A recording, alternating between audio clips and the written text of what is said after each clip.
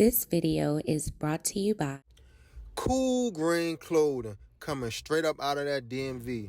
You know what it is. This that Baltimore designer right here. Come on now, come and show some love and show some support. Go online right now, coolgreenclothing.com, and make your purchase. Oh yeah, by the way, if you ain't cool and getting the green, you're in the way, and that's just basic. What's going on, YouTube, fam? This your boy Tony 2 times, and we back with another episode of the Baltimore Way, man. Before I start, be sure to tap that like button. Definitely watch this video to the end to hear the full story and all the details in the case. For the day one fam, y'all already know it's all love. Thanks for tuning back into another episode. If you're new to the channel and you feeling the content, feel free to subscribe. Definitely hit that notification bell so you can be notified every time we drop a new video, and definitely share the channel with your peoples. Everybody is welcome. Let's get right into the story. When you go outside, whether it's to go to work, school, run some errands, nobody thinks to themselves, this might be my last trip or something might go down. Even if you are in the trenches or in an environment where a lot of things happen that most people think like, yeah, it goes down right here, but I don't have nothing to do with their war or whatever they got going on. I'm just running in this gas station or carry out, grabbing what I need, and I'm gone. That seems harmless enough and should be a good way to look at the world.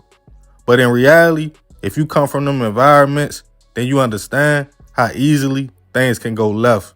A shoulder bump, wrong look, or some of that nature can turn a regular store run to a full-blown altercation. I'm starting to notice some people won't stop certain places to get gas, go to certain locations to eat, even if the food is good, or even drive through certain neighborhoods. On the outside looking in, you might think like, yeah, yo scared and don't know how to adapt to their surroundings. But really, they might know from experience or just by getting that certain feeling when they ride by, like, nah, I'm not stopping right there. Shorty and them look like they looking for a Vic. Most of us don't go out looking for trouble because as a grown up, you should know what comes with that. But what do you do when you are in a situation, trouble comes and finds you? Depending on what type of person you are dealing with, things can go a few different ways. And on this episode of the Baltimore Way, we'll be discussing a case of a man that took a life after an altercation at a store and then posted back up on the same block months later. Back in 2022, Clarence Atkins IV was a 25-year-old man navigating the streets of Baltimore, trying to stay out the way and do his own thing. On December 29th, a few days after Christmas, Clarence woke up and decided he needed a few things. So the young man decided to make a store run. His destination was the Dollar Plus convenience store located in the 2000 block of West Pratt Street. The time was like 1 p.m., midday, when Clarence hopped in his whip. As he pulled up, there was a few people standing outside the store. Nothing unusual in Baltimore. Panic no mind, he threw on his face mask and walked inside. After grabbing a few things and walking to the cash register, a man asked Clarence, like, why you got on that face mask? Caught off guard by the question, Clarence let it be known he was a grown man and didn't owe nobody an explanation. Feeling like the man was cracking slick, the two started exchanging words back and forth before another man standing outside the store asked Clarence did he have an issue. As he stepped outside, Clarence and the other man would get into a back and forth argument that led to them about to fight. But seconds later, over 9 shots went off and everybody ran away from the store. Some witnesses who saw everything called BPD, who responded to the 2000 block of West Pratt Street to find Clarence suffering from multiple gunshot wounds.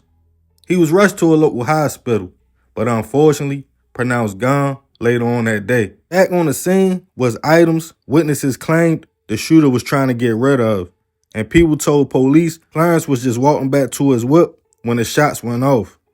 With nobody able to identify the shooter, police went to video surveillance in the area. They would get still images and video of 2 men posted up outside the store right before Clarence pulled up, and one was identified as the alleged shooter, who Clarence was about to fight before walking towards his car. The images were released to the news, and police asked for the public's help to identify the man. They would get tips that the man in the pictures was 25-year-old Quintel Holmes. A search of the man's name showed he was on probation for a drug charge he caught back in 2019 in South Baltimore. Detectives put a warrant out for the young man to submit to a DNA test from the items found at the scene. But it seemed Quintel had got low and was in the wind. Until almost 2 months after the hit on Clarence, BPD received a call Quintel was on the exact same block where the shooting took place at. As police pulled up to speak to the young man, he took off on feet. A pursuit started that ended with him being caught in a building on Pratt Street and taken into custody. Quintel had a gun in his possession at the time, which was grounds for charges because he was a convicted felon on probation. But the interrogation was about the hit on Clarence. He admitted he was outside the store that day, but at first denied being a shooter until police showed him items left at the scene and video footage, leading to the young man confessing to everything, telling detectives that day it wasn't supposed to go down like that.